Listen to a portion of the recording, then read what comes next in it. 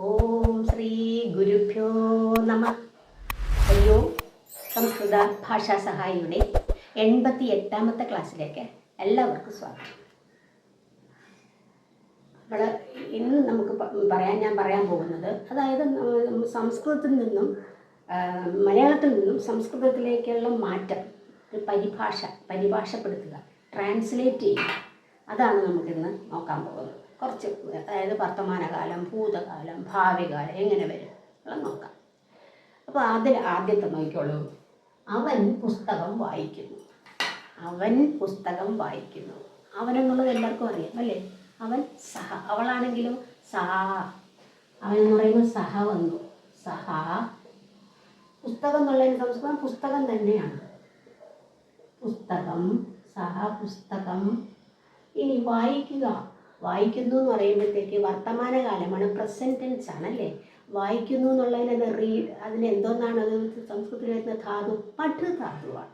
പഠ് ധാതുവിൻ്റെ ഏത് വരണം? ഇവിടെ സഹ വരുമോ? സഹ പ്രഥമ പുരുഷനിലല്ലേ വരേണ്ടത് അല്ലേ? 3 പുരുഷൻ പഠിച്ചില്ലേ? പ്രഥമ പുരുഷൻ, ഉത്തമ പുരുഷൻ, മധ്യമ പുരുഷൻ. പ്രഥമ പുരുഷൻ എന്ന് പറഞ്ഞാൽ തേർഡ് പേഴ്സൺ ആയിട്ടാണ് വരുന്നത് അല്ലേ? മധ്യമ പുരുഷൻ എന്ന് സെക്കൻഡ് പേഴ്സൺ, ഉത്തമ പുരുഷൻ എന്ന് ഫസ്റ്റ് പേഴ്സൺ. അപ്പോൾ ഇവിടെ സഹ പുസ്തകം പഠ ധാതുവിൻ്റെ പ്രഥമ പുരുഷൻ പഠതി, പഠതഃ, പഠന്തിയാണ്. അപ്പോൾ ഇവിടെ സഹയാകുമ്പം സഹ പഠതി, തൗ ആണെങ്കിൽ തൗ പഠതഃ, തേ ആണെങ്കിൽ തേ പഠതി. അപ്പോൾ ഇവിടെ പഠതി, സഹ പുസ്തകം പഠതി. ഇംഗ്ലീഷിൽ എങ്ങനെ വരും? He reads book. അടുത്തത് സീത രാമനോടൊപ്പം പോകുന്നു. സീത എന്നുള്ളത് സീതാൻ തന്നെയാണ്, അതിന് മാറ്റമില്ല. സീത ദീർഘമാണ്. സീത. രാമനോടൊപ്പം. രാമനോട് എന്നുള്ളതിന് ഓട് ഏത് വിഭക്തിയാണ് വരുന്നത്? തൃതീയല്ലേ വരുന്നത്? തൃതീയ. രാമനോട്. അപ്പം രാമശബ്ദത്തിൻ്റെ തൃതീയ വിഭക്തി എങ്ങനെ വരും? രാമേണ. രാമേണ. ഇനി ഒപ്പം, കൂടെ, വിത്ത് എന്നുള്ളതിന് എന്താണ്? സഹ. രാമനോടൊപ്പം. അതൊരു അവ്യയമാണ്, പഠിപ്പിച്ചിട്ടുള്ളതാണ്. രാമേണ സഹ പോകുന്നു. പോകുന്നു എന്ന് പറയുമ്പോഴത്തേക്ക് എന്തോ അതിൻ്റെ ധാതു ഗമ ധാതുവാണ്. പോകുന്നു. ഇവിടെ സീതയാണ് പോകുന്നത്. സീത രാമേണ സഹ. സീത രാമനോടൊപ്പം പോകുന്നു എന്നുള്ളത് ഗമധാതുവാണ്. ഗച്ഛതി, ഗച്ഛതഃ, ഗച്ഛന്തി. സീതയും ഇതല്ലേ, തേർഡ് പേഴ്സൺ അല്ലേ വരുന്നത്, അതായത് പ്രഥമ പുരുഷൻ. അപ്പോൾ അവിടെ എങ്ങനെ വരും?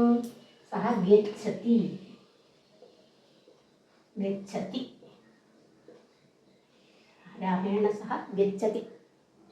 അടുത്ത ഞാൻ സഹോദരന് പുസ്തകം കൊടുക്കുന്നു. ഞാൻ എന്നുള്ള എല്ലാവർക്കും അറിയാം. അഹം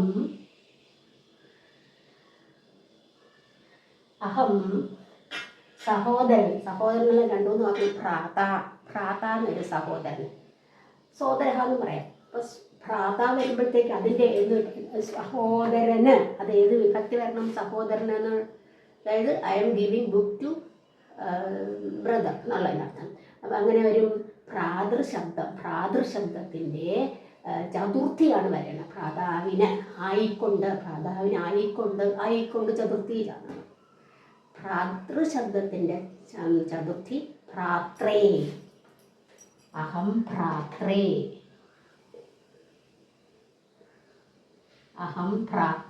ഭ്രാതാവിനായിക്കൊണ്ട്. അല്ലെങ്കിൽ സോദരഹയാണെങ്കിൽ സോദരായ, സോദരനായിക്കൊണ്ട്, ചതുർത്ഥി വിഭക്തി. അപ്പോൾ അഹം ഭ്രാത്രേ. ഇനി പുസ്തകം എന്നുള്ളതിന് പുസ്തകം തന്നെ. പുസ്തകം കൊടുക്കുന്നു. ഗിവിങ്. എന്താ? എച്ച് ധാതു അല്ലെങ്കിൽ ദാ ധാതുവും വരാം. എച്ചാണെങ്കിൽ എച്ചതി, എച്ചതഹ, എച്ചന്തി. ഇവിടെ വരുന്നത് ആദ്യം വരുന്നത് ഞാനാണ്. അപ്പോൾ ഞാൻ ഉത്തമ പുരുഷന് ഏകവചനമല്ലേ വരേണ്ടത്? ഞാൻ വരുമ്പോൾ അഹം വരുമ്പോൾ, ഇപ്പോൾ ഞാൻ പഠിക്കുന്ന പറയുമ്പോൾ അഹം പഠാമി. അതുപോലെ ഇവിടെ എന്താണ്? എച്ച് ധാതുവിൻ്റെ അഹം ഭ്രാത്രേ പുസ്തകം എച്ഛാമി. കൊടുക്കുന്നു. ഗിവിങ് അല്ലെങ്കിൽ ദദാമി. എച്ഛാമി, ദദാമി. സൂര്യൻ കിഴക്ക് ദിശയിൽ ഉദിക്കുന്നു. സൂര്യൻ എന്നുള്ള സൂര്യഹരൻ. സൂര്യൻ എന്നുള്ളത് സൂര്യ. സൂര്യ. കിഴക്കെന്നുള്ളതിന് പൂർവ്വ എന്നാണ് കിഴക്ക്. കിഴക്കെന്ന് പറയുമ്പോഴത്തേക്ക് സൂര്യ. പൂർവ്വ. ദിക്കെന്നുള്ളതിന് ദിശ. അപ്പോൾ ദിശ എന്നുള്ളതിന് ദിശയിൽ, പൂർവ്വ ദിശയിൽ. അതിൻ്റെ ദിശയിൽ വരുമ്പോഴത്തേക്ക് സപ്തമി ഏകവചനം വരണം. ദിശ എന്നുള്ളതിൻ്റെ സപ്തമി ഏകവചനം എങ്ങനെ വരും? ദിശായാം, ദിശയിൽ. ദിശ. സൂര്യ പൂർവ്വ ദിശായാം, പൂർവ്വ ദിശായാം, ദിശയിൽ. പൂർവ്വ ദിശായാം ഉദിക്കുന്നു. ഉദിക്കുന്നു എന്ന് പറഞ്ഞാൽ ഉദിച്ചു വരിക എന്ന് പറഞ്ഞാൽ ഉദയതി. സൂര്യ പൂർവദിശായാം ഉദയതി, ഉദിക്കുന്നു. സൂര്യ പൂർവദിശായാം ഉദയതി. അത് നോക്കിക്കോളൂ. ഗംഗ ഹിമാലയത്തിൽ നിന്ന് ഒഴുകുന്നു. ഗംഗ ഹിമാലയത്തിൽ നിന്ന് ഒഴുകുന്നു. Ganga flows from Himalaya. അപ്പൊ ഗംഗ എന്നുള്ളത് ഗംഗ സ്ത്രീലിംഗമാണ്. ഗംഗ. ഗംഗ ഹിമാലയത്തിൽ നിന്ന്. ഗംഗ. ഇനി ഹിമാലയം എന്നുള്ള, ഹിമാലയം എന്നുള്ളതിൻ്റെ ഹിമാലയത്തിൽ നിന്നുള്ള ഫ്രം എന്നുള്ള അർത്ഥം ഏത് വിഭക്തിയാണ് വരുന്നത്? ഫ്രം വരുന്നത് പഞ്ചമിയാണ്. അപ്പം പഞ്ചമിയുടെ എങ്ങനെ? ഇപ്പം പിന്നെ ബാലശബ്ദമാണ് ബാലാത്ത് അല്ലേ? ബാലാത്ത്. അതുപോലെ ഹിമാലയം ഹിമാലയാത്ത്. ഹിമാലയത്തിൽ നിന്ന്, ഹിമാലയത്തിൽ നിന്ന്, ഫ്രം ഹിമാലയ. അപ്പം ഹിമാലയാത്ത്, ഹിമാലയാത്ത് ഒഴുകുന്നു, പ്രവഹിക്കുന്നു. ഇങ്ങനെ നിസ്സരതി, നിസ്സരതി. ഇത് സിംഗുലർ ആയതുകൊണ്ടാണ് നിസ്സരതി. നിസ്സരതി. ഗംഗ ഹിമാലയാത് നിസ്സരതി. അടുത്തത് എപ്പോഴും സത്യം പറയുക. അപ്പോൾ ഇതൊരു വ്യത്യസ്തമാണ്. അതായത് എപ്പോഴും സത്യം പറയുക. ഒരു ഉപദേശ രൂപത്തിൽ പറയുകയല്ലേ. അപ്പോൾ നമ്മൾ ഉപദേശ രൂപത്തിലും അതുപോലെ ആശീർവാദമൊക്കെ പറയുമ്പോഴത്തേക്ക് അതിനൊരു പ്രത്യേക തരമില്ല. പഠിച്ചല്ലോ, ലകാരം പഠിച്ചല്ലോ. ഏതാണ്? ലോട്ട്. ലോട്ട് എന്നുള്ള. അപ്പം പിന്നെ ലോട്ട്, അതായത് വെർബ് അല്ലെങ്കിൽ ക്രിയ വരുമ്പോൾ അത് ലോട്ടിലായിരിക്കണം പ്രയോഗിക്കേണ്ടത്. അപ്പോൾ എന്തുകൊണ്ടാണ്? എപ്പോഴും സത്യം പറയും. ഓൾവേസ് ടെൽ ദ ട്രൂത്ത് എന്നുള്ളത് അല്ലേ? അതിൻ്റെ എപ്പോഴും സത്യം പറയും. അപ്പോൾ എപ്പോഴും എന്നുള്ളതിന് സദാ. സദാ സത്യം. സത്യം എന്നുള്ളത് സത്യം തന്നെ. സത്യം. ഇനി അടുത്താണ് ശ്രദ്ധിക്കേണ്ടത്. സദാ സത്യം. ഇപ്പോൾ ആരെങ്കിലും ഒരാളെ വിളിച്ചത് പറയായിരിക്കും സദാ സത്യം, എപ്പോഴും സത്യം പറ. ഒരാൾക്ക് പറയുകയാണ്, അത് ഉപദേശ രൂപത്തിൽ കൊണ്ട് അങ്ങനെ പറയണം. സത്യം പറയുക, എപ്പോഴും സത്യം പറയുക. അപ്പോൾ എങ്ങനെയാ? അവിടെ ലോട്ട് എന്ന ലകാരമാണ് പ്രയോഗിക്കേണ്ടുന്നത്. അതായത് ഉപദേശ രൂപത്തിൽ പറയുകയാണെങ്കിലും സത്യം പറയാവൂ എന്ന് പറയില്ലേ? സത്യം പറയുക. ആരെ? നീ. അവിടെ നീ എന്നുള്ളത് അണ്ടർസ്റ്റുഡാണ്, പറഞ്ഞിട്ടില്ല. പക്ഷേ എപ്പോഴും ആരെ നോക്കി പറയുകയാണ്. അപ്പം നീ എന്നുള്ളത് മധ്യമ പുരുഷനിലാണ് വരുന്നത് അല്ലേ? മധ്യമ പുരുഷനിലാണ് വരുന്നത്. നീ വരുമ്പോൾ അതിൻ്റെ വെർബ് മധ്യമ പുരുഷനിൽ വരണം. അപ്പോൾ ഇവിടെ പറയുക എന്നുള്ളത് വദ് ധാതുവാണ്. വദ്. ലട്ടാണെങ്കിൽ വദതി, വദതഹ, വദന്തി. ഇപ്പോൾ ലോട്ട് വരുമ്പോൾ എങ്ങനെയാണ്? വദതു, വദതാം, വദന്തും. അപ്പം മധ്യപുരുഷൻ വരുമ്പോൾ വദ എന്നാണ് വരുന്നത്. വദ. ത്വം വദ, നീ പറയുക, നീ പറയൂ, അല്ലെങ്കിൽ നീ പറയുക എന്ന് പറയുന്നത്. അപ്പം സദാ സത്യം വദ. സദാ സത്യം വദ. എപ്പോഴും സത്യം പറയുക. ആര്? നീ. അതുകൊണ്ടാണ് വദ മധ്യപുരുഷൻ്റെ വന്നത്. ത്വം അവിടെ പറഞ്ഞിട്ടില്ല, പക്ഷേ അണ്ടർസ്റ്റുഡാണ്. സദാ സത്യം വദ. അപ്പോൾ ഇത് ലോട്ടാണ്. ലോട്ടാണത്.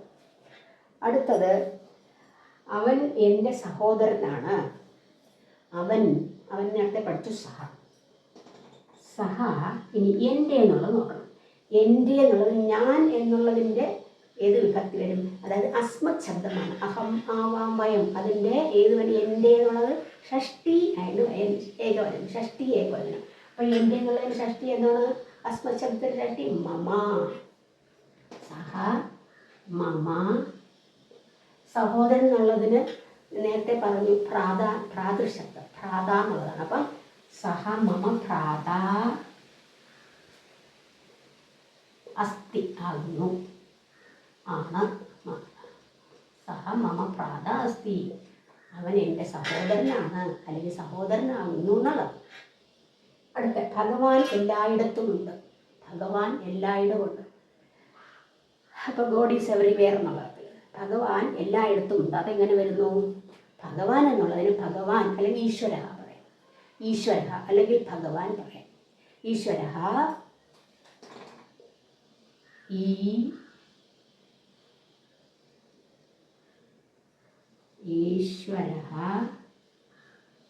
ഈശ്വര എല്ലായിടത്തും സർവവ്യാപി അസ്തി. സർവവ്യാപി ഈശ്വര സർവവ്യാപി അസ്തി. സർവവ്യാപി ദീർഘമാണ്. സർവവ്യാപി അസ്തി. ഈശ്വര സർവവ്യാപി അസ്തി. ഇനിയാണ് ഞങ്ങളുടെ ഗ്രാമം നഗരത്തിനടുത്താണ്. ഞങ്ങളുടെ എന്നുള്ളൊരു വാക്ക് വന്നു. ഇവിടെ അഹം വന്നപ്പോഴത്തേക്ക് അതിൻ്റെ ഷഷ്ടി വന്നപ്പോൾ മമ. അതുപോലെ അസ്മത് ശബ്ദത്തിൻ്റെയാണ് ഞങ്ങളുടെ. ഇവിടെ എൻ്റെ എന്നുള്ളതിൻ്റെ ബഹുവചനം വേണം. എൻ്റെ എന്നുള്ളതിന് മമ. മമ ആവയോഹോ അസ്മാകം. അസ്മാകമായിരുന്നു ഞങ്ങളുടെ. അപ്പോൾ ഞങ്ങളുടെ എന്നുള്ളതിന് അസ്മാകം. അസ്മാകം. ഇനി ഗ്രാമം എന്നുള്ളതിന് ഗ്രാമ. അസ്മാകം ഗ്രാമ.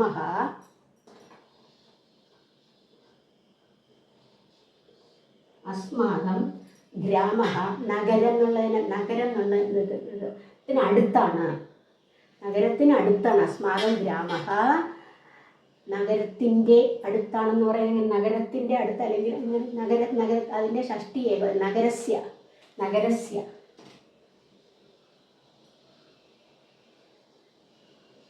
നഗരസ്യ സമീപേ. നഗരസ്യ സമീപേ നിയർ എന്നുള്ളത്. സമീപേ അസ്തി. അസ്മാകം ഗ്രാമ നഗരസ്യ സമീപേ അസ്തി. ഇങ്ങനെയാണ്.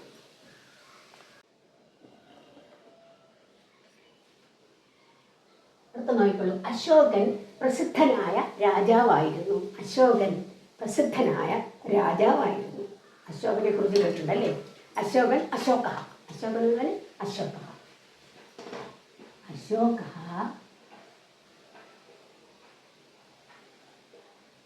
പ്രസിദ്ധനായ രാജ. പ്രസിദ്ധ തന്നെ.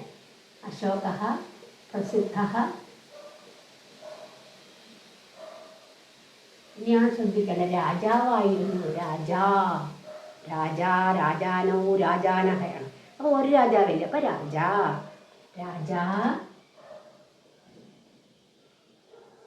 അടുത്താണ് ശ്രദ്ധിക്കേണ്ടത്. എന്താണ്? വർത്തമാനകാലമാണോ പ്രസന്റ് ടെൻസ് ആണോ? അല്ല, ആയിരുന്നു അല്ലേ? പ്രസിദ്ധനായ രാജാവായിരുന്നു. ആയിരുന്നു എന്നുള്ളതിന് ആണെന്നുള്ളതിന് അസ്ഥിസ്തഹ സന്ധി. അതില്ല, അട്ടാണ്. അപ്പം നമുക്ക് പാസ്റ്റ് ടെൻസ് അല്ലെങ്കിൽ ഭൂതകാലം പറയുമ്പോൾ ലങ് പറയണം. അസുധാതുവിൻ്റെ ലങ് ഇങ്ങനെ വരും. ആസീത്, ആസ്താം, ആസൻ. അപ്പോൾ ഇവിടെ അശോക പ്രസിദ്ധ രാജാ ആസീത്.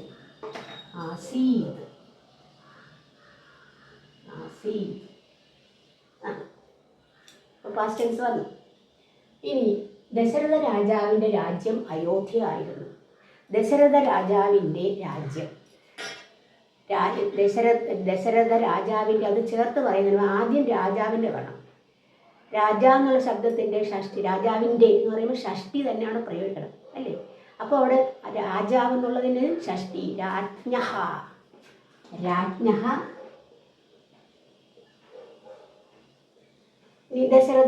ദശരഥൻ്റെ എന്നുള്ളതിനും ഷഷ്ടി തന്നെയാണ് രാജാവിൻ്റെ എന്നുള്ളത്. രാജ്ഞഃ ദശരഥസ്യ.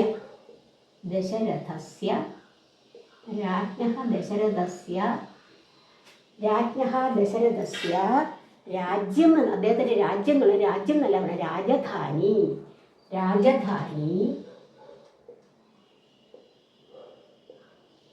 രാജധാനി അയോധ്യ.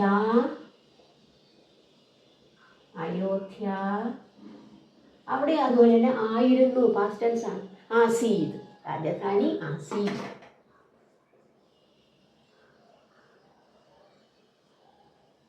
രാജധാനി ആസീത്.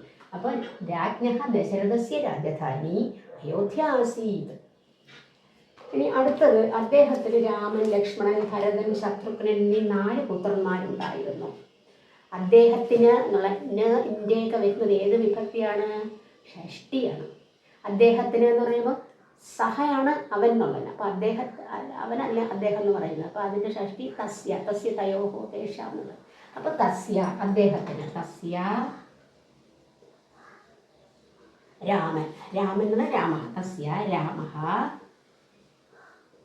കോമ തസ്യ രാമ ലക്ഷ്മണ, ലക്ഷ്മണ രാജ, ലക്ഷ്മണ ഭരത, ഭരത ശത്രുഘ്ന, ശത്രുഘ്ന ഇനി എന്നീ. ഇപ്പം ഇത്രയും പേര് ചായാണ്. ഭരത ശത്രുഘ്ന ച. ഇനി 4 പുത്രന്മാർ, ചത്വാരഃ, ചത്വാരഃ പുത്രന്മാർ എന്ന് പറയുന്നത് പുത്രാഹ, ചത്വാരഃ പുത്രാഹ. ഇനി അടുത്ത് നോക്കിക്കോളൂ, ചത്വാരഃ പുത്രാഹ. ഇവിടെ 4 പേരാണ്, ഒരാളൊന്നും അല്ല അല്ലേ. അപ്പോൾ അദ്ദേഹത്തിന് 4 പുത്രൻ ഉണ്ടായിരുന്നു. അപ്പോൾ അതവിടെ പാസ്റ്റ് ടെൻസ് ആണെങ്കിലും അത് ബഹുവചനം വരണം അല്ലേ. ആസീത്, ആസ്താം, ആസൻ, 4 പേരാണ്. അപ്പോൾ ആസൻ. തസ്യ രാമഃ ലക്ഷ്മണഃ ഭരതഃ ശത്രുഘ്നഃ ച ചത്വാരഃ പുത്രാഹ ആസൻ എന്നാണ് വരുന്നത്. അവരിൽ മൂത്തവൻ രാമൻ ആയിരുന്നു.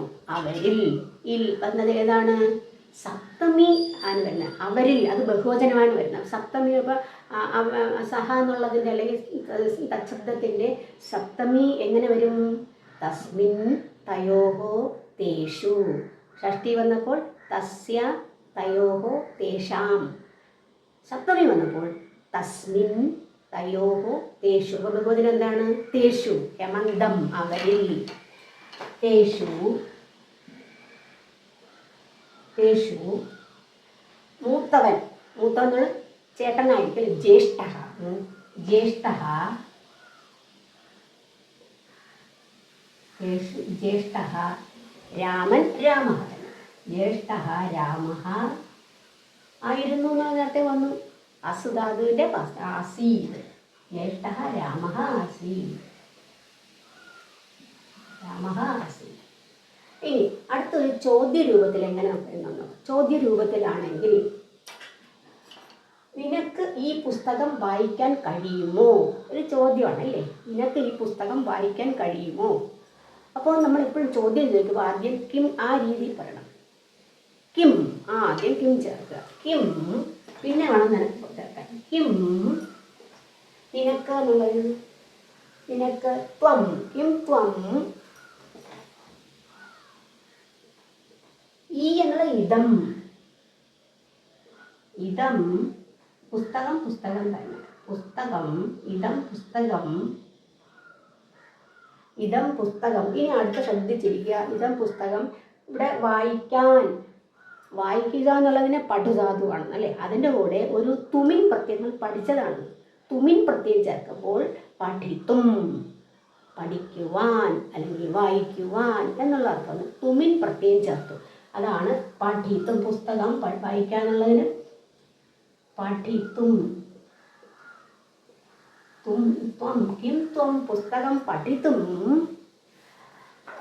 കഴിയുമോ എന്നുള്ളതിനാണ് ശക്നോ.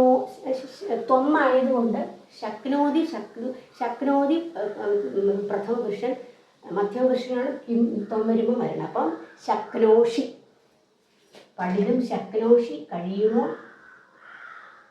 ശക്നോഷി. എന്നിട്ട് ഒരു ക്വസ്റ്റ്യൻ മാർക്ക്.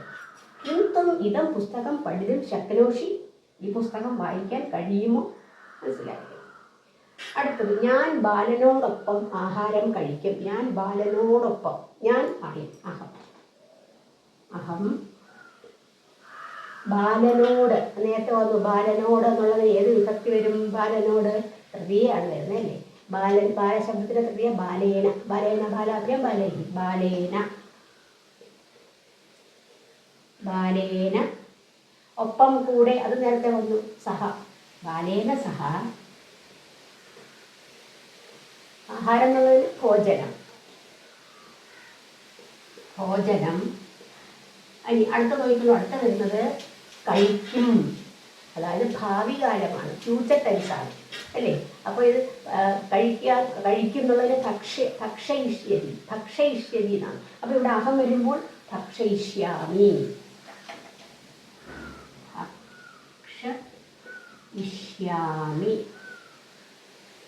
ഭക്ഷയിഷ്യാമി. അഹം ബാലേന സഹ ഭോജനം ഭക്ഷയിഷ്യാമി. ഞാൻ ബാലനോടൊപ്പം ആഹാരം കഴിക്കും. അടുത്തത്, ഞാൻ മാതാവിന് കത്തെഴുതും. ഞാൻ അഹം. അവിടെ ഇതുപോലെ മാതാവിന് എന്നുള്ളതിന് മാതാവിന് വേണ്ടി അല്ലെങ്കിൽ മാതാവിനായിക്കൊണ്ട് മാതൃശബ്ദം പഠിച്ചാണ്. മാതൃശബ്ദത്തിൻ്റെ അപ്പോൾ ചതുർത്ഥി വരണം. മാതാവിന് വേണ്ടി, മാതാവിനായിക്കൊണ്ട്.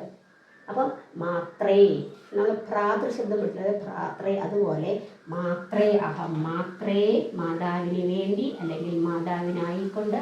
കത്ത് എന്നുള്ളതിന് പത്രം. അഹം മാത്രേ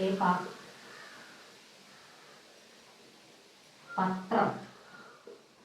അഹം മാത്രേ പത്രം. ഇനി ലിഖ് ധാതുവാണ് വരേണ്ടത്. അതിൻ്റെ ഫ്യൂച്ചർ ടെൻസിൽ റിട്ടാണ് ഇവിടെ വന്നതിനാൽ റിട്ടാണ്. ഇത് റിട്ടാണ് ഫ്യൂച്ചർ ടെൻസ്.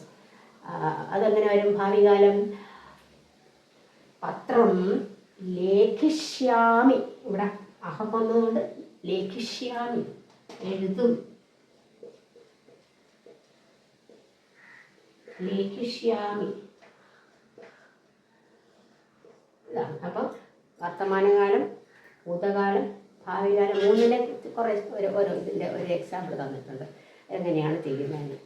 അപ്പോൾ ഏതായാലും ഇന്നത്തെ ക്ലാസ് ഇവിടെ പൂർണ്ണമാകുകയാണ്. ഇതുപോലെ നിങ്ങൾ കുറേ വാക്യങ്ങൾ എവിടെയെങ്കിലും കണ്ടുപിടിച്ചിട്ട് ഇതുപോലെ മാറ്റി മാറ്റി എഴുതി നോക്കുക, ട്രാൻസ്ലേറ്റ് ചെയ്ത് നോക്കുക.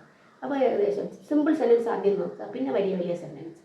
അപ്പോൾ ഇന്നത്തെ ക്ലാസ് ഇവിടെ പൂർണ്ണമാകുകയാണ്. അടുത്ത ക്ലാസ്സിൽ കാണുന്നവരെ എല്ലാവർക്കും നന്ദി, നമസ്കാരം.